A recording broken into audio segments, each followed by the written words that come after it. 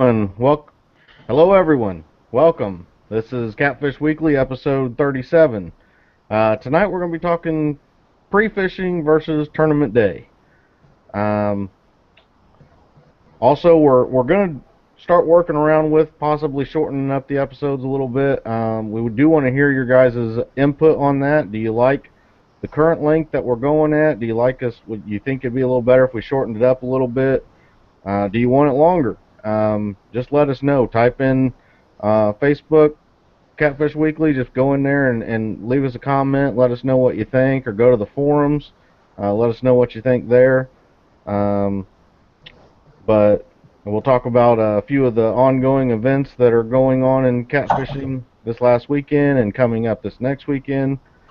But also, real quick, want to welcome the newest super fan, Vince Nadowski. Thanks for joining up in the super fan group. We really appreciate it. Um, so I'm gonna go ahead and hand it over to Chuck, and he'll get us going on the pre-fishing versus tournament day. Or yeah, I said Chuck, right? Yeah, Chet. Okay. Yeah, this is a very good topic. I've heard a lot of people say, they go about it different ways. I've heard people going out and actually fishing and tying their bait on the line without even using hooks, just to see if they're actually trying to take the bait without actually disturbing the fish underwater or whatever. Uh, I've heard people they'll just go out and try to mark fish, not even put lines in the water. And I hear people, they just treat it like a fun fishing day and see how many fish they can get in the boat. Um, when I go out, I just go around. I try to mark fish. If I mark fish, I fish that spot. If they bite pretty quick, I mark the spot and just move on. Um, how do y'all guys do when y'all were out pre-fishing? Live? What do you I do when spend a you? lot of time looking with my depth finder and trying to find fish. And if we find a concentration of fish, we'll set up on them and maybe catch one or two. We don't catch very many, and a lot of times we don't catch any at all. Uh, and I have tied bait on to see if they'll hit it and not put a hook on it, or attach it some way to where they won't get hooked and get sore lipped. Uh, Personally, I really don't think that makes any difference. I think the fighting of the fish wearing and them getting wore out coming to the boat has more effect than the hook in them. And the reason I say that, and I may have told this story before, but several years ago, my son and I was on Truman Lake down in southern Missouri, and he had caught the biggest fish that he'd ever caught, and we put it in a live well, and we had a bunch of live shad in that live well, and about 10 minutes later, all the shad was gone. 32-pound blue ate every bait we had. We had to go out and get more bait. So having a sore mouth on them does not affect the way they bite. I do not believe that at all, and I'm not even sure that catching them affects them. Although, with that being said, can't honestly say that I've caught one that had been recently caught. So there's no way to prove that other than the fact that I know they'll eat all your bait that's in a live well. But we do spend a lot of time pre-fishing and looking around, providing we have the time to do it, and we mark a lot of spots. And I'll mark a spot that's got one fish. If it's a good fish, I'll mark that spot and go back to it. Especially if there's, if I'm pretty sure nobody's catching any big fish, I'll set up on one fish and I'll work that thing to death trying to get him in a boat. If it's a good fish, and if you're in a channel cat tournament, a lot of time it's kind of hard to tell if they're big fish or not, because they don't show up as giants on your screen like blues and flatheads and stuff do. But with the new rule changes that's going into effect, and especially the ones down in Owensboro and out there where you guys are at, Chris, there's going to be a lot more people, I believe, targeting flatheads.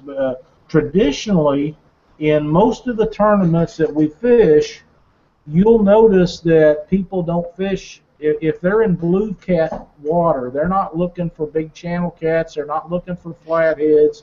Normally, you can put more blues in the boat and bigger blues in the boat than you can flatheads on any given day in a tournament, and that's what people target. But if you get, just for example, going to Owensboro, if I would happen to put two 30-pound blues in the boat the first day or the first few hours of the tournament, I'm thinking I'm pretty good. I'm going to go to a spot where I'm pretty sure I can get into a decent flathead or two, and then work on my underfish.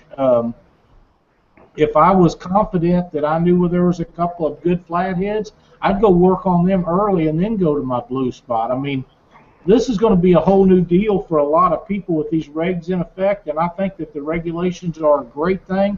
I think they should have been in effect years before now. I'm hoping the rest of the states and neighbors, Kentucky and all them places, will jump on board and get some of this stuff done. But in the meantime, it's going to have to make tournament fishermen look at the way they fish a lot different than they have in the past, because you're going to have to rely on getting two good fish in a boat and not hitting the slot fish and then putting your unders in to make up the difference. Now, if you go to a tournament and there's no flatheads in that area, or nobody's catching flatheads, or they're not on that day, you're going to be looking at smaller blues and channel cat to fill out your limit. And from what I remember of what Aaron was talking about last week, a 28-inch channel cat in that tournament's probably going to be kind of out of reach. Isn't that what you understood, Chris? Yeah, for the most part it will be. I mean, the Ohio River it's starting to see some bigger channel cats, and I believe it's because of the lack of the larger blues and the food source that's in the water. But in a lot of the last years, a 9 or 10 pound channel cat was a really big channel cat for the Ohio River, which at first to me was kind of strange, being up here up north and fishing in the rivers and stuff and the lakes around here, and I can go catch 10, 15 pound channel cats just about anywhere around me. But once I started thinking about it, with how bad the commercial fishermen have hit the larger blues and flatheads, and probably even the channels that are in there, it starts to make sense that there's really not very big channels down there. But you're starting to see them come back now that a lot of the bigger predators that are being taken out. You're seeing the 9 to 12 pound channel cats start to show up a little more in these Ohio River tournaments. Chris, how do you treat your pre-fishing when you go out and you're trying to get on them for the tournament the next day or two? I've come to the conclusion where actually putting bait on a hook is a curse to me. It's an absolute curse, because I will catch a lot of good fish pre-fishing in the days before a tournament and go to the exact same spot, do the exact same thing, and even possibly change up the bait or whatever in the same spots and not do nearly as well. I mean, for me now, pre-fishing is more about going to catch bait, look at channel ledges, look at structure. I don't even put a pole in the water anymore. I go out, I don't even look for, there's old things where I've watched them and I can't say that I've got great at doing it yet, but the bait fish, when you look and you start seeing bait fish on fish finders, especially on like down imaging and things like that, if you mark some good fish right underneath them bait balls, I want to say that means that those fish are not feeding. Those fish underneath the bait balls, most of the time, the bait ball's only sitting there because that fish isn't feeding on them. However, I can't say that I always agree with that. I mean, it could be that you're marking that fish as he's trying to feed on them. But they do say that, like, if you mark a nice bait ball and then off behind it or off in front of it a little ways, you see some fish, that means that fish is feeding and that bait is staying away from them. I've tried looking at things like that to see if I could see it. I have noticed it a few times. I can't say that I'm the greatest at it, but as far as actually fishing during pre-fishing, I've done it a couple times this year, and it's bit me in the butt both times. You know, I catch real nice channel cats or real nice fish in the pre-fishing, and then go out and just really can't do anything during the tournament. So for me, it's more of going down, like I said, marking the structure, marking. I'll take my fish finder and set up drift routes, things like that, you know, or make waypoints for, you know, areas that I want to check out again. Um, you always have to remember that, you know, during the pre-fishing, you know, the wind might be coming from a different direction as the day it's going to come out of a tournament. You know, the weather might change. There might be a cold front that moves in. Um, really, all these things will factor into what's going to happen during the tournament.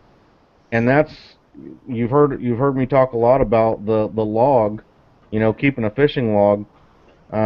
Things like that is how you start to recognize patterns of what fish do. And I think once you start to really understand things, which I'm not sure there is anybody who always understands everything that happens when it's happening, but there are definite signs that are going to tell you, um, you know, if you fish enough and if you pay attention and write things down and try to really make a learning experience out of it, that you'll pick up on things before other people will. Um,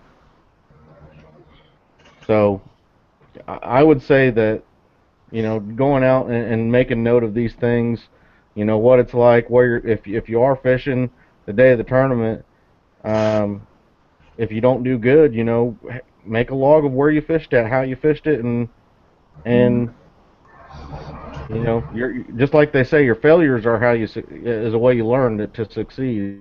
Is how you know, learning from all your mistakes. So if you don't ever remember the mistakes that you made, you're more likely to repeat them. So, but yeah, that's sort of my pre-fishing thing. My tournament day, I go out and actually put baits in the water and hope that, you know, I didn't shoot myself in the foot for not going out and putting bait in the water before to find out where they're at. Well, one thing that I will say about that, and I don't not saying that I disagree with what you're saying, but if you do put some bait in the water a day or two ahead of time before the tournament starts, it gives you an idea of whether they're biting on skipjack or shad or bluegill or live bait or whatever, and that is the reason that I do it. But like I say, I don't get extensively about catching a bunch of fish, but you know, if they're biting on skipjack, I want to make sure I got skipjack. Or if they're hitting on shad, I want shad in my boat. I want to make sure I've got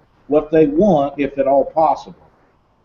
Yeah, we had them guys, the Massingales, on, and we was talking to them about a little bit of pre-fishing, and they said if they go out and pre-fish the first couple of days before the tournament and they don't catch any fish, that's when they get really excited because they believe the fish are going to be feeding on that third day pretty good. And I really believe that. And the most important part of my pre-fishing, when I go out and I do put bait in the water for a little while, I want to find out what foot of water that they're actually feeding in. And that has been very important, you know, especially for when I go out fun fishing or whatever. I've seen that, you know, if I fish a few days in a row and I'm catching fish in 45, 50 foot of water, um, you know, usually all 3 days I'm catching fish, you know, using that same pattern, unless you know, a front comes through.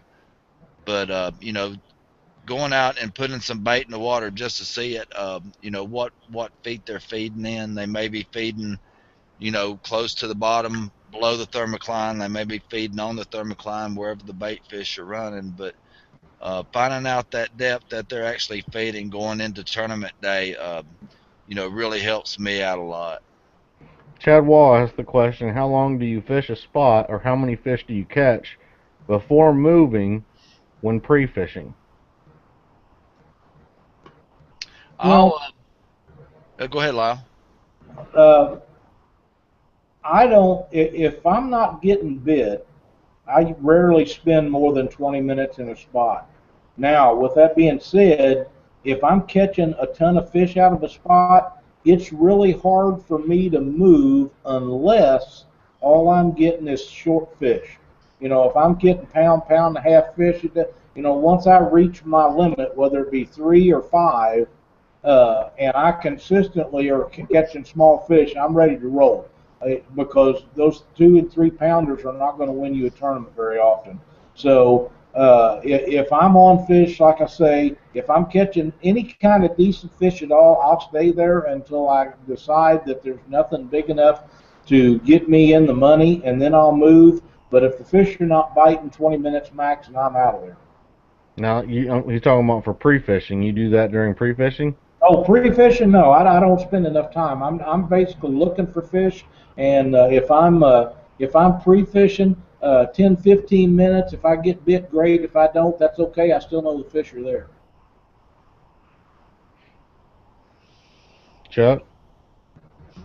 Um, I'll go in if I mark fish and mark or either good structure. I'll fish that structure for a minute. I'll spot lock around it. Maybe drift around a little bit. I'll walk around my TV. If I see some fish moving around down there, and even if I don't get bit, I can pretty much mark what size fish are down there in the activity. And 10 or 15 minutes, I'm off. Trying to mark something else. Because it's not all about pulling that fish out of that hole that day. If I sit there and catch 3 within 10 minutes, I'm gonna move on because I know they were biting there. 10 or 15 minutes, if I mark some good, I'm still out there. I'm still trying to find that best spot's what I'm looking for. So, I still haven't found it yet, so I'm gonna keep looking. Now, um, Ron Streeter in chat says that he knows some people who go out of their way to fish another person's spot the day before a tournament, basically trying to store lit fish in that spot to give themselves an advantage. I've seen that happen. Now, wouldn't you think that? I mean, in a way, unless you know that a person's going to be able to make it to that spot before you, I guess that's the only reason I'd see doing it. I would never do it myself, but if you know that you've got a spot that you're going to go to and nobody else is going to, and they've got a spot they're going to go to and they're going to beat you there, I would, because I was going to say if you can fish and catch fish there, why not just go to that spot during the tournament? I mean, it's like we've talked about before. In a tournament, really, any spot isn't in any individual spot. I mean, if your boat is faster than theirs and you want to fish it and you get there, that's your spot when you get there. Now I do know that a lot of people, have fished with friends that have showed them the spot, and that gets to be a rock and a hard place right there. That where you go out with a guy who shows you a spot. Come tournament day, you're like, well, I've now got this brand new 225 on my Sea Arc, and he's still got that 90. That's where I guess you just got to be a good sport, and you guys discuss it. When I go out with my friends fun fishing and I'm going to a spot, we're all of the same understanding. If it's a spot that he's never been to before, during a tournament, and I've had this happen to me, they'll say, "Are you going to that spot?" And if you're not, can I go there? And I'll say, "Yeah, I don't care. Go ahead. I'm not planning on going there." Or I'll be like, "No, I'm planning on going there," and they'll completely, avoid that spot. So that's just about, I guess, what you work out with the people you take out with you and what you show them. For me, I'm just, I guess I'm a pretty nice guy. I don't really have any secret spots. I'll take people to places that I do well, and I give them that stipulation. I'm like, if we're going to fish a tournament, just let me know if you're going to try to go here, so that way, if I am, then you'll let me have it, and and that way, they've showed me their spots, and I do the same thing for them. So if you're going to a new place for the first time, and you're going to go out pre-fishing, when you put your boat in, you can head upriver, downriver. Where do you usually shoot? Where you've heard about people catching the most fish, or do you go where you've already researched yourself and you got a gut feeling that there's going to be good fish there? Me personally, um, I talk to a lot of people. I'll hear, oh hey, downriver's really really good. Um, it's got this kind of water. I sort of let them tell me about it. Most of the time, they're not going to be fishing that tournament anyway, so I wouldn't be taking anybody's spot if they're telling me about it.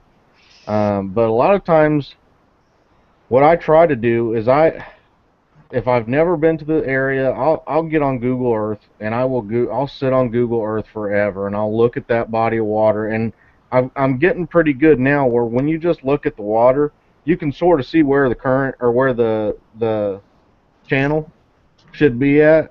So I'll look at where the channel should be at, if it's going through a bend, what the bend looks like, how sharp of a bend it is.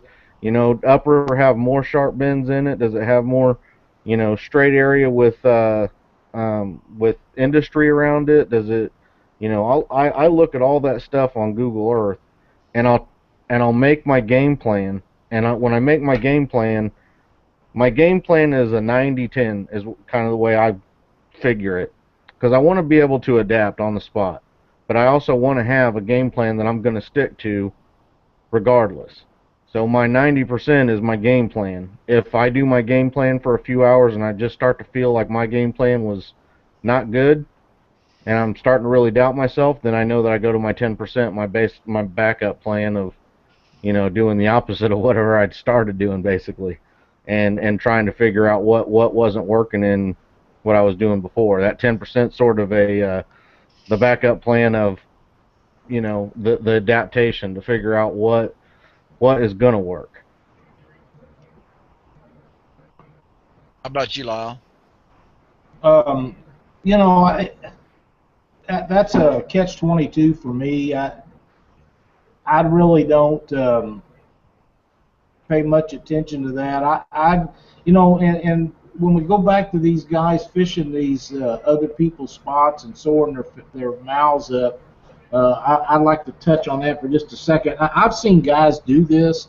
I've seen guys at some of the bigger tournaments in my area. They'll go around and see where everybody's fishing day or two before time, and they'll go in there and try to hit every fish they possibly can, knowing they're not going to fish those spots. And I used to think that was poor sportsmanship, but if you look at it a different way, you're protecting your spot in that tournament. If you can keep them from catching fish, and you're catching fish. There's a lot of ways to look at that. So it's a moral thing to me. I'm not going to do it. For the most part, where we go fishing, I don't know whose spot it is or who thinks it's their place, but as far as I'm concerned, if I find them fish that's public water and that spot's as much mine as it is the next guy, and I really don't give a damn whether they like me fishing there or not, because chances are that's just one of many places that I found to fish for that day. And as far as reading the river, like Chris was talking about, I rely on my hummingbird so much that I don't really pay that much attention to it. But then again, always in the back of your mind, you know from past experience that there should be a ledge there, or there should be a current seam there, or this or that. But if that bird don't say it's there, then I'm watching it completely. My heart's in that thing. I've been on boats with every other guys that had everything in the world, and I've never seen one yet that I believed in as much as what I got. And I don't trust any of the rest of them, or I'd have one of their products, because if it says it's there, and that's the way it is. So my whole deal is following what that thing tells me and believing in it, and it works for me. So when you get to the boat launch on a new river you've never fished before, you've already looked at your hummingbird and you've already pointed out some spots you're gonna go try, and no matter what you've heard anybody talk about or where the big fish have come from, you just head with your gut feeling. Well, other than one thing, the one thing that I will rely on, and I say this because I'm a dam fisherman. If there's a dam in the area, I'm at least going to check it out. And here's why: a dam on a river is the biggest piece of structure there. And not only is it structure for the fish, if they're running water through, it's oxygen. There's always bait around them. But a high percentage of the time, there's no big fish in there. There'll usually be some fish, but a lot of times they're small fish, or they move, especially blues. They travel. They go in and out away from structure. They go in and out away from current. Uh, but I'll always check a dam out. If possible, I'll check the upside and the downside both. But I do like fishing dams. I like anchoring above them. I like anchoring below them most of all. And most of the time when I'm fishing the dam, I'm not up in the locks. If you'll look around before you set up, a lot of the time the fish will be as much as a half mile below that dam in concentrations. They're not always right next to that dam. And from my perspective, what that's telling me is they move up there, they feed, they move back to rest, and they go back and forth. And that's my outlook on it. But yeah, I don't really pay much attention to what other people tell me because hell, you don't know if they're telling you the truth or not. No, there is a lot of purposeful misinformation put out there too. Oh, absolutely. And as you were saying, I think one of the reasons why some of the guys do as well as they do in some of these tournaments is they kind of play on what you're saying, Lyle, by doing they set up somewhere along the below the dam and the hydros or wherever, and they'll back bounce that bait, and they'll back bounce it a good ways down the river, and they're really covering so much more water, and they're in that area that you're talking, where they might not be right underneath the boat, but that normally them guys have five rods, straight down or back a little bit, and then they'll take that one rod and just sit there and back bounce it way back. And I've heard, and I myself haven't got real used to doing it. I'm working on it, practicing it. But the guys that are doing that are normally the ones that I see turning in, the winning weights and stuff like that at tournaments and things. So it's About definitely a tactic. you talking about back bouncing way behind the boat? Yep. Um, Side drifting or drifting out your boat is an awesome way to catch fish. But when we're back bouncing, we're anywhere from 125 to 175 feet behind the boat with line counters, and people will tell you that you can't feel the bottom, and I will tell you that that is horse crap. I can tell you if you're in sand, you can tell if you're in gravel, you can tell if you're in mud, you can tell if you hit something. Once you get adapted, a good sensitive graphite rod is imperative. But what makes you good at it, no matter what kind of rod you have, is doing a lot of it and learning what everything you touch with that weight is feel. Now, I've back bounced with 175 feet with 2 ounce weight and a piece of shad the size of my thumb in channel cat tournaments on the Illinois River. Now, understand the Illinois River doesn't have the current as a lot of the rivers do, but that'd be no different than fishing down at Owensboro or somewhere on the Ohio where there traditionally is no current. So a lot of the guys that are dragging baits are dragging them further behind them than that. Now, that is something that I'm not as up to speed as a lot of guys are. But when we started building those bumping rods, Russ DeVore got one, and he called me up one day, and he said, "Man," he said, "that's the damnedest thing." He said, I can bounce 160, 170 feet." He said, "I can tell you everything that I hit on the bottom." And I thought he was crazy because I'd never attempted to bounce that far before. But if you will get to where you can tell what you're hitting, that distance behind the boat is not even reasonably close to them fish. They have no idea it's even coming. You ain't doing nothing to scare them, nothing to upset them, and if they're there and they're eating, you'll take them. Well, we've had a few people. We've had a few people on chat ask about the fish schooling with other size fish.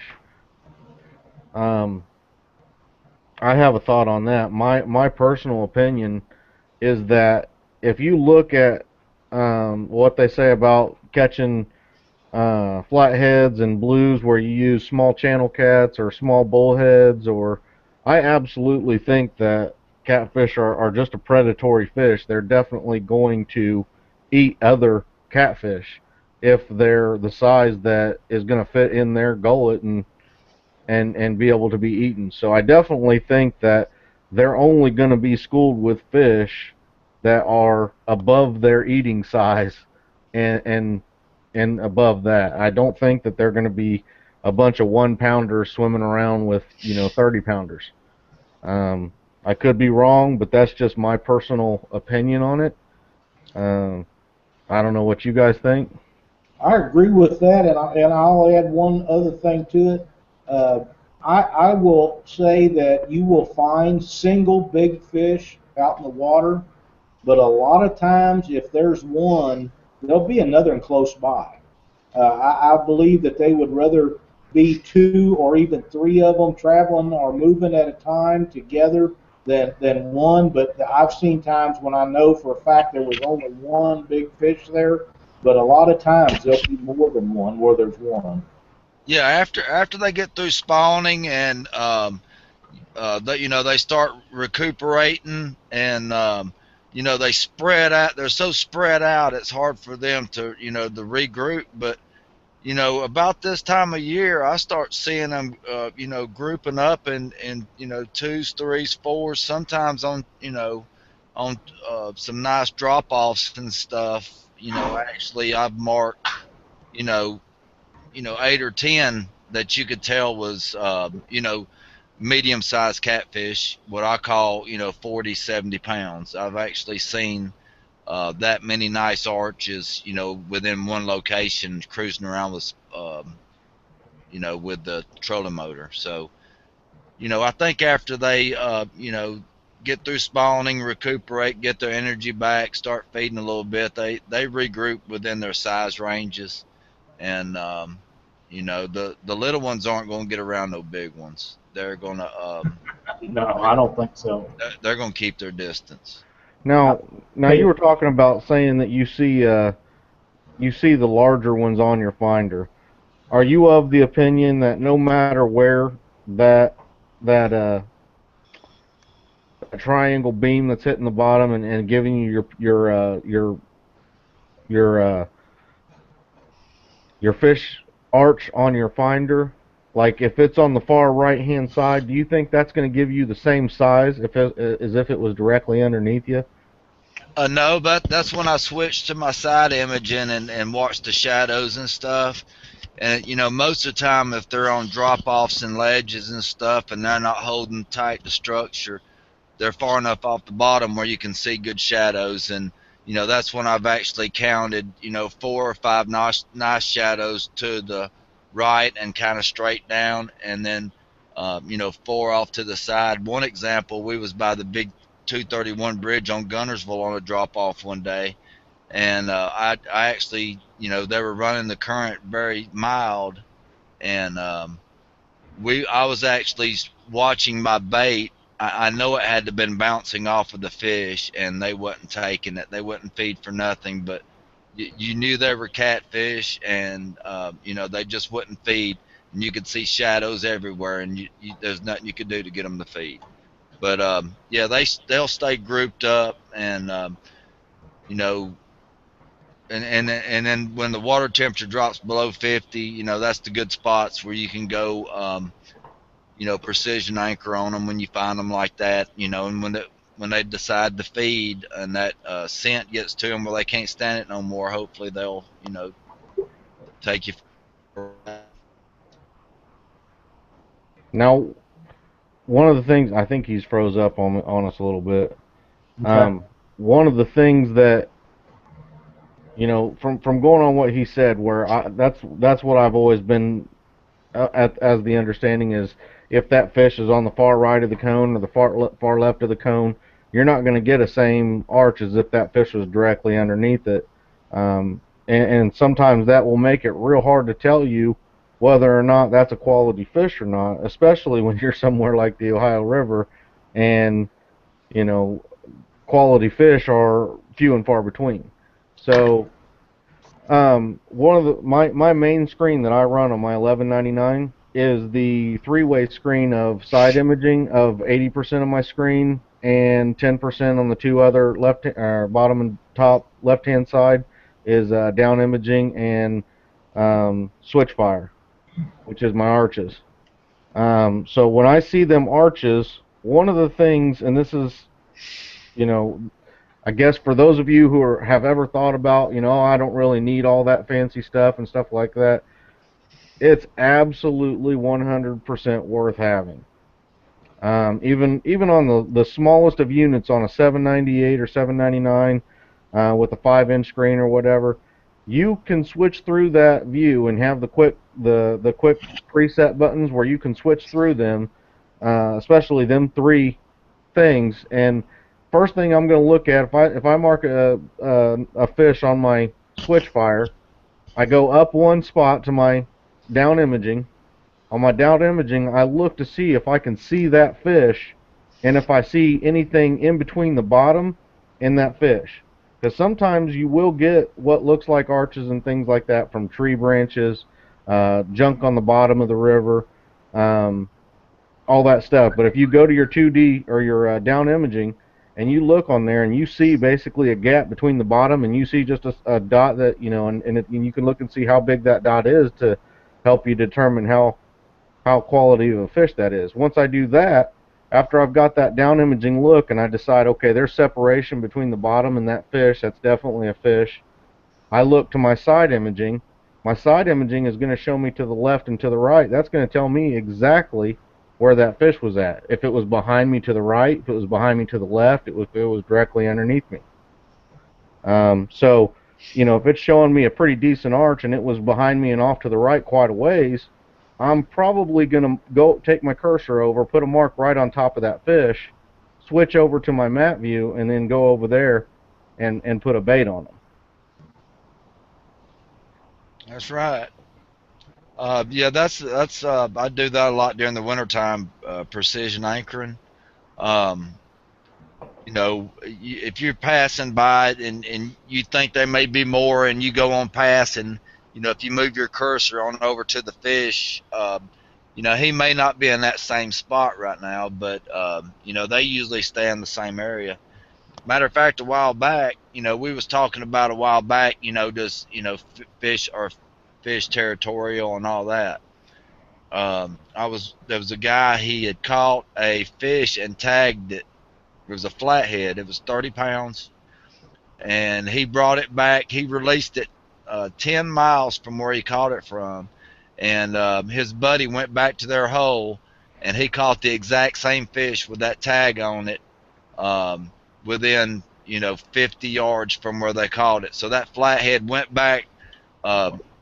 He released it 10 miles downriver. The flathead came back within 50 yards from where it was caught before. So I know at least flatheads are probably territorial, and they probably want to stay around the same structure.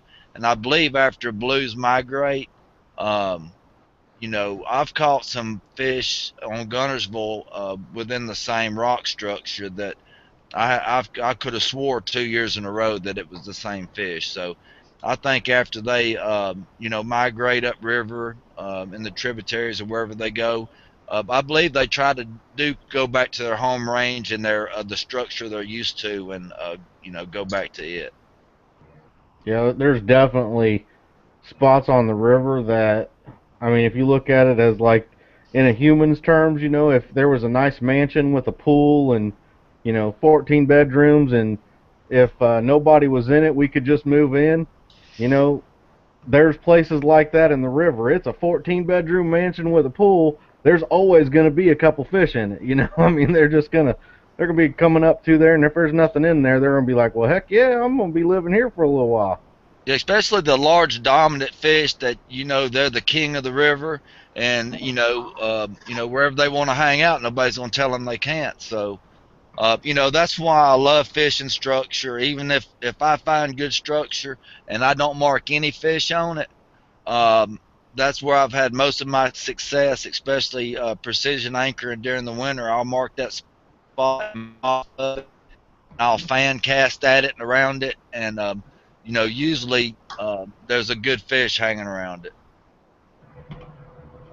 I Yeah, think that dead on with that. And another thing, I'll go one step further with that. I think they'll go back year after year to the same general area, and I think they'll go back to the same spawning areas year after year also. Oh yeah, I believe that too. now, do you think there's a dominance in like I this might be a dumb question. I don't really know. Would you almost like a harem for a big trophy cat that was like a the alpha dog of the area? You think I he think like it's just like deer or anything else. The females are looking for the biggest, the baddest, the one that's going to do the most protecting of the nest, the ones that are not going to take any crap off of the other ones when they come in there. And it's just a pecking order for any dominant species of any kind.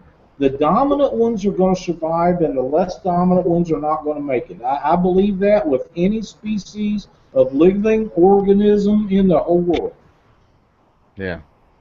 I mean, because when you watch National Geographic or anything like that, turtles, deer, bear. I mean, just about everything in the animal kingdom, does that. I mean, I would Yeah, have to think that it's pretty similar. yeah. It, it is females, especially blue catfish. Females, from what I've seen, they get, they're the ones that grow the largest size and everything. From me trying to identify a male, I'm no expert at it or looking at it, but I look at large spawning scars and stuff like that where they've been actually fanning on nest and rubbing big sores in them, and they're usually got larger heads, longer, leaner. I've caught 45, 50 pound males that and they're meaner and crap. They're just mean and lean. Um, so they can go both ways. Those mean 50 pound males, and the 80 pound females, they're all dominant. They're gonna, nothing's gonna stay around their areas, and more or less, as far as I'm concerned, they're the kings of the river. There's nothing that can, that's gonna try to run them off or anything else. I Um, agree. I've watched, we watched a YouTube video not long ago when I think it was in the Mississippi River where the divers were diving with the flatheads, and this one diver, there was a flathead that was right up against some structure, and it was a rock about the size of a softball, and the flathead was probably in its 30 pound range, and he was right up against that small rock, and it was the only structure in the area, and he was right up against it like he was hid, and that diver rubbed his hand on it, and that flathead just swam right off. Um, I think they could probably be persuaded to leave a lot easier than a blue from anything else. A blue would probably hold his ground, is the way I think of them, and try to keep their territory to themselves. Is from what I've noticed about how mean they are, and the way I see them in the same areas over and over and grouped up. I would agree with that, except for during spawn time. I would say in spawn time, the least one that I would want to mess with would probably be a flathead. When they're on a nest, I don't want no part of it. Oh yeah, they're pretty mean.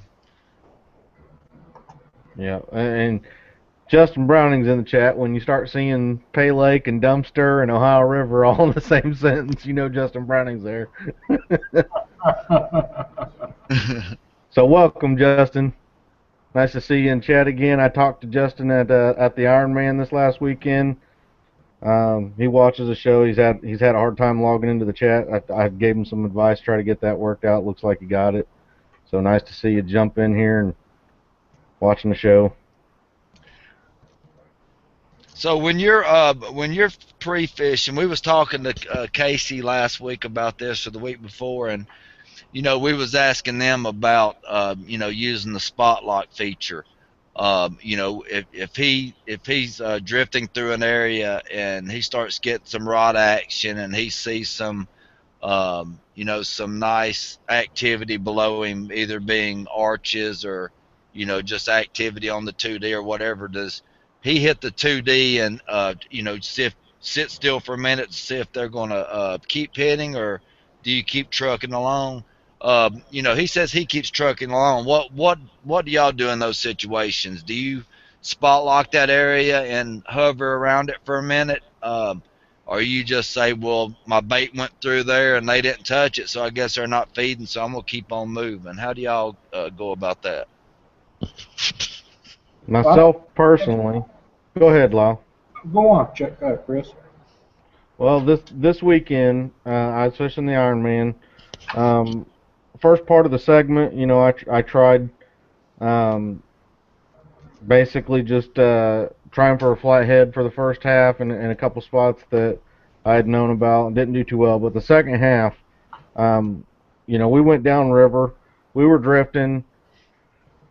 I mean, I would say the entire time, a good 70% of the water we was in, we were marking fish, and like you just hit these pockets where you'd get four, like we were just talking about, you'd get 4 or 5 good looking fish all just right in one little area, and you'd see them. Like, I was watching this whole time, and it's one of the coolest things. If nobody's ever seen it, I only hope that you get to see it and you start looking, fishing on the river. But when you watch those fish, you'll see your lines down in the water, drifting in the water column where they're at. You can reel them up and drop them, and you'll see them on there. And then you'll start seeing lines where there's fish sitting there, and occasionally you'll see the fish actually come up to your bait. You'll see them doing it. Well, our entire trip, we were watching fish do this to our bait, and they just, they were coming up, sniffing it. We had 10 poles in the water or 9 poles in the water, and we had all kinds of different bait out, and most of it was all fresh. So I don't know if they just weren't in a real great feeding pattern right at that time or what, but we caught a few fish. But on those pockets where we would see a good 4 or 5 fish, and some of them looked like good quality fish, we were only drifting at like 0.6 mile an hour. So what I tried to do is, once I got through them a little bit, I almost just turned the boat at a cockeyed backwards and sort of drift back up through them, because I believe that it doesn't matter which way. I think they like it a little better going with the current. It seems a little more natural, but I definitely think they'll still bite it going against the current. And then what I'll do is, once I've drifted sort of back through them going the opposite way, I'll drift at them basically going vertically, back and forth one way through them. If I don't get a bite out of the stuff that I did there, then I just keep going. But I don't spend like any more than maybe 10 or 15 minutes just positioning my boat around that little pocket. Yeah, I don't either. If I don't, I'll go through it maybe twice. If they don't hit something on the way through or on the way back through, I'm done with that place. I'm going on to the next spot. Since you've got the you have the spot lock feature, right, Lyle? No, I do not have spot lock. Oh, you don't? No. Okay. I do. The anchor lock is really useful. I mean, I use it normally on a drift. I can't say that unless I see like two, and this has only happened to me one time, and I don't think I even did it then, but unless I see 2 or 3 of the biggest marks I've seen on my fish finder, it's really hard to just keep going once you see something of real quality. I mean, I think I was in Leavenworth, and I found a spot where I marked 2 fish, and I even had a real good bite, and they were the 2 biggest fish to this day that I've ever seen on my graph. And I actually drifted down past them and then came back up and drifted through the hole again. But at that time, I wasn't real quick, real in the head. I wasn't thinking hit spot lock or anything like that. I think today, if that were to happen again, I would probably spot lock on it and sit there for a few minutes, but I wouldn't sit there for a real long time. Yeah, just slow down enough to see, to see if they're going to take it. I believe you got six baits down, staggered, and you're covering a lot of water. So you're in with rod links and all, you've probably got a 25 foot circular. So that bait's all around them. They see it, they smell it, they know it's there. Give them a chance. They might freaked out because they were like, it was moving a while ago, now it stopped. But if they don't hit it within a couple of minutes, just I don't see no reason on sitting there and wasting your time anymore, because if you get a hit by one that's hungry, it's probably one that has come up current anyway, that you would have been heading down toward him and you'd have probably just caught sooner. If I stop on one, if I get a hit, usually is when I slow down and just stop for a second. And usually most of the time when I do that, they hit it immediately anyway. So, because if I'm drifting and I catch a fish, or if a rod goes down, I always hit spot lock now. Because most of the time I don't. I'm right on a channel edge and I'm fighting a fish, and then all of a sudden I'm up in 8 foot of water before you know it, and every rod's hung up and you got a fish on too. So that's one good thing about the spot lock. The way I fish anyway, because as soon as I get that fish on, I just go ahead and hit spot lock, and I don't have to worry about what my boat's doing. It's going to sit right there within. It may swing around 25 foot, but at least I'm not 50 yards away from where I was at when I'm through. That's another thing that I need to get better at doing. Honestly, I do exactly what you said you just don't do. I kind of just let the boat go and get the fish in. But I do need to get to where I'm hitting spot lock for two reasons. Number one is that, like Lyle and you guys said, that most of the time there's not going to be just one fish down there. There's going to be other fish down there. So if you spot lock right there, even if you passed it up by 5 or 10 feet, you're still going to be in a close enough area where there might be another fish down there that bites onto one of them other rods that's still down there. That's exactly right. That's it. One of the things, I don't have spot lock. That's a feature that I will have on the next one. But one of the things that I noticed, catch myself doing, and I don't catch myself doing. I get yelled at because Cindy's on me. But once we get a fish on, you guys have a spot lock. You can hit that spot lock and you stop till you get the fish in the boat. With me, I got to turn the thing off, and then you're in free mode until you get the fish in and you start your drift again. What happens to me is I forget to turn it off, and invariably that fish is going the opposite direction of what the trolling motor's going. So you're not only fighting the fish, you got extra amount of current because you're doing it. So it's something you got to do, is either spot lock it down, or turn it off, so you're not fighting everything. Because the first thing you know, you got 4 or 5 lines tangled up, and you just got a mess. Yeah. While we got a lot of people in the chat and everything, at the beginning of the show, I talked a little bit about possibly, we're just looking to get input from everybody. So if everybody in the chat room or that's watching, we're thinking about possibly shortening up the episodes. They're running about an hour and 10 minutes right now. Thinking maybe 45 minutes if we can get that. We might not be able to do it. We might decide not to. But what's your input? Give us your input. Type it in the chat right now. Let us know if you think you'd like the show to be a little bit shorter. You like it the way it is. You want it longer. Just give us your input. What are you thinking on the length of the shows that we're doing right now? They can also leave messages on YouTube. The people that are watching on YouTube. Yeah, on Hit that YouTube. while you're on there, and leave us a message of whether you like the length of the shows or you think we ought to shorten them. Yep, on YouTube. If you want to, you can go to our forums, catfishweekly.com/forum. The Facebook page or the Facebook group, we have both of them. You can just make a comment in there. Let us know what you think. Basically, just give us your input, your honest input. You like how long they're running right now? You want them a little bit shorter? Want them a lot shorter? You want them a lot longer?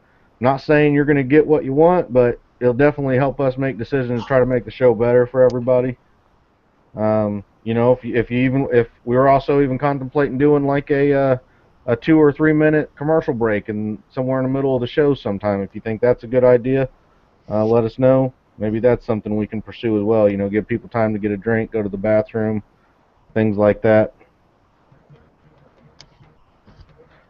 Yeah, we most of the time we don't have no set length. We just pick a topic and we go with the flow. When we think we're finished up, um, or if we have a guest, we just go with the flow until everybody's happy and it's over. So we want to hear y'all's opinions on what y'all think. Also, we have Monsters on the Ohio coming up. Lyle, Chuck, and myself, we're going to get everything ironed out, hopefully, in the next few days or whatever, for exactly when and where we're going to be doing some filming at. We're thinking we're not going to be able to do some live filming, but we are going to do the filming to put it, an episode together.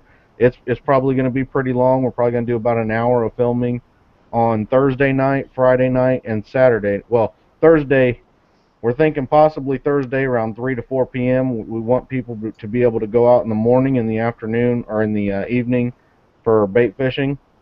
So nothing's in stone right now. I'll probably let you know next weekend for sure, or next Monday for sure, where we're going to be. But we're thinking 3 to 4 possibly on Thursday.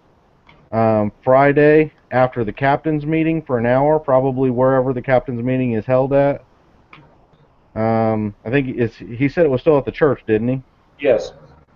So at that church, we'll do it for about an hour after they're done doing the raffle and everything after the captain's meeting. If you want to get a quick interview done with us or be on the show or whatever, just look for us. We'll probably be sitting at a table somewhere getting set up or getting ready to do some filming. We'll ask questions like how you pre-fished and what you were seeing and just a few things like that. What's that?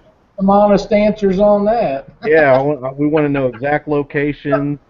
Grid coordinates. Yeah. So make sure you got your honest face on but yeah, Friday we'll do that after the captain's meeting, and then probably Saturday after the tournament is over and they've done all the weigh-ins and everything, we'll try to talk to some people there about how they did, and hopefully the winners and a few other people we'll have on there, and we'll talk about how the tournament went down and everything like that. And then we'll get everything edited together and have like a special Monsters on the Ohio Catfish Weekly edition we'll put on YouTube and let you guys watch that. So yeah, so we're sacrificing a lot by doing this show and not being out catching bait and pre-fish, and so all of the grid coordinates we could get would be great.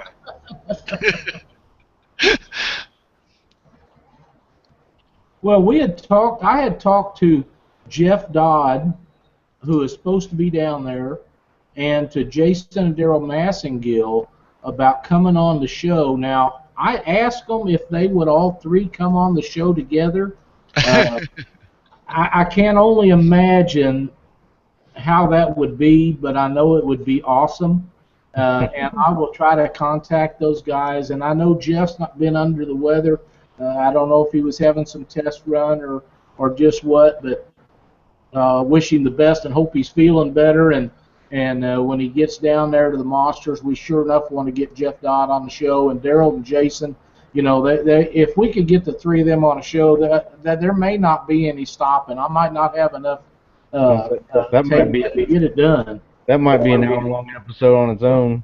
Absolutely, but it'd be great. It really would. And you guys that want to be a part of this, if you're interested in being on the show, get a hold of us and let us know. I've talked to a bunch of people, and I know that Jason and Vicky are going to try to step on there, and I figure Vince will, and Janet and Bink, and I've just asked a ton of people that's going to be there. And, what we'll have to do is cut it to everybody just have a few minutes to get on there, and we'll visit with them for a few minutes and go along. But, like you say, if we can get Jeff and Daryl and Jason on there, we may just have to let them go at it. And you guys all need to be looking on Saturday night after that tournament's over with. Lyle might be wearing a different hat at the end of that episode. No. We're going to be wearing the Cardinals hat. You see this right here? They are the National League Central champions. Thank you, Reds, and your fans for stepping up to the plate and putting us in that position. But Jana will be wearing the Cardinals hat. There's no doubt about it. I've done got guys looking for bait. I've got guys looking for spots. They're promising me fish, so she's in trouble. Yeah, All guys, right. when y'all are out pre-fishing and we're doing the show and all, just take pictures of some fish when you're pre-fishing. Make sure you get the good background so we'll know where you're at, and post them on our Facebook page. Better And yet, better Just yet, if you guys want to get on the show, when you come to a captain's meeting, just slip us a few skipjack or shad, and we'll make sure we well, get you in. if you send me all of those pictures and all those GPS coordinates, believe me, I'll make sure Chris and Chuck. All right, guys. We got anything else to throw on this, or are we pretty good and about ready for closing statements? I think we're ready. All right. Well, go ahead and start us off with your closing statement there, Chuck. Alabama Catfish Trail, we've changed launches. They're dropping the river 5 feet is why we had to change the launch we was going to be going out of. You would have had to back the trailer up in 100 yards of mud to get to the channel. They're dropping the lake 5 feet so people can do pier and dock repairs. It's going to be down for a couple of weeks. It should be back up before the tournament, but they're not positive, so we went ahead and changed launch. It's going to be out of Gadsden Landing on October 25th in Gadsden. Just go to the Alabama Catfish Trail page. Our director, Daniel Parsons, he's doing a really great job keeping it up. We got a website that he's got posted up now, and he's got next year's schedule made out. He'll be posting it soon. He's got I think he's waiting on a couple more schedules to come out before he carves it in stone. But if you live within 100 miles, come on out, and it's going to be fun. All right. Lyle? Just want to remind everybody that October 25th and 26th in Keokuk will be the year-end tournament. We're going to guarantee $5,000 first place prize money up there. Should be a great turnout. Should be a great tournament. The fish should be biting depending on weather conditions. It'll be the end of October, so it could be anything by then. Can't wait to get to Owensboro. I think it's going to be an outstanding time, and make sure everybody comes and finds us. Look us up. There's nobody in the world that loves to BS more than me, so I'll be glad to visit with you about fishing or rods or just general whatever, like I say, we kind of got an open door policy. When Cindy gets ready to go to bed, I stay outside and shoot the crap with whoever wants to go, and we just have a wonderful time at these things, and that's why we're going down there. I know, like I mentioned, Jeff Dodd's been under the weather. You guys get a chance, drop him a note, tell him you hope he gets feeling better. One of the outstanding personnel in catfishing. Another guy I'd like to put a shout out to is my good buddy Ron Workman. Even though he is a Cubs fan, he's been under the weather and's in the hospital. And in case you hadn't heard, anybody that gets a chance, drop him a line. I know he's not going to be answering them for a day or two, but Ron is such a great guy that any support that he gets, I know he'll appreciate. All right. Yeah, good deal. Those guys, we hope that you guys get to feeling better real soon. Like Lyle said, both great guys. So I'll definitely send them both a message. I did know about Dodd. I just seen a picture of him laying in a hospital bed. Didn't know what was going on or anything like that. I think I was out fishing when I seen it, and so I'm gonna send him a message. I didn't know about Ron, so I'll send Ron a message as well and let them know that I'm thinking about him. But I want to let everybody know that let's see, Ironman just this last weekend, Brian Burnett and Don Elder, they won that tournament with 57 pounds. That was I guess you're looking at about a 9-pound average, I guess, out of 6 fish. So that just again shows you the Ohio River needs some help. I think it was 3 years ago was the first Ironman that I fished, and there was a 70 or 80 pound fish caught. past few years, nowhere near. I mean, those fish are long gone right now. They're 30 pounds. Those are the monsters of the Ohio for the most part right now. But Brian Burnett, we all know that you're the one that's catching all those fish. Don't let Don Elder take all the credit. Great couple guys right there. Great couple. Great guys, good fishermen, just outstanding people. Yeah, them good guys. The SWOCC and the Ohio Hills and the Catfish Country, they're all having, I guess, a combined tournament out of Shawnee State Park Marina. That's in West Portsmouth, Ohio. It's 100% payout, $60 entry fee. That's this weekend, October 4th. It's 8 a.m. to 4 p.m.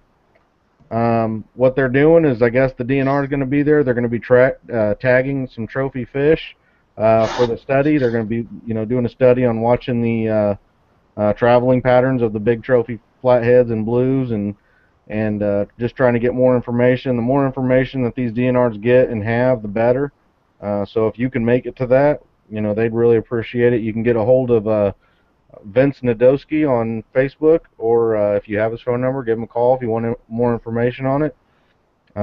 So good luck for you guys down there. I really wish it wasn't so far away, and it wasn't during all these other tournaments that I can't afford to go to all this stuff. So if I could, I'd be there, though. That's what sponsors like Lyle's for. Tell them to send you a check. Yeah. Yeah, Lyle, send me a check so I can go fish more tournaments. Yeah. If I could afford to send you a check, I'd go to more of them myself. Send me a check and more rods, because you know how I extreme durability test them at the bottom of the rivers. Well, you're not breaking them, I'll say that. I wonder how they're holding up down there. I think they're perfect still. I'm gonna go back and get them in a couple years. And hey, if anybody ever does find them, my name's on them. They might return them to me. Custom. But besides that, we do still have advertising spots available. The $30 for 3 months, $50 for 6 months. So if you're interested in any of those, I know Vince talked about getting one of those possibly. Scott Wiseman, I think, has one. So you'll see some new advertisements as soon as they get back with me there. But there's more spots available. Also, the Superfan Club. It's only $10. Tons of great perks to getting into that club. You'll see more information on that in the forums. Go to the catfishweekly.com/forums. I believe it's in the news section. You can sign up for that. And besides that, we look forward to seeing you at Monsters. We'll get you everybody the more detailed information on exactly what times and where we're going to be at for the 3 days of Monsters. We'll get that to you next Monday. Also, we're thinking for next month for the giveaway, we're going to do 2 Superfan packages with some Black Horse Custom Rods decals. We're going to give those away probably at the end of the month. And as far as the contest itself, we might do something with subscribing and liking some of the videos on YouTube, commenting on them, something along those lines. We'll get all that figured out and let you know for sure on next Monday's episode as well. So definitely keep that in mind. And we appreciate everybody watching the show. If you got any questions or comments or anything like that, you know how to get a hold of us. And definitely for Monsters and any other time, make sure that you stay out of my spot.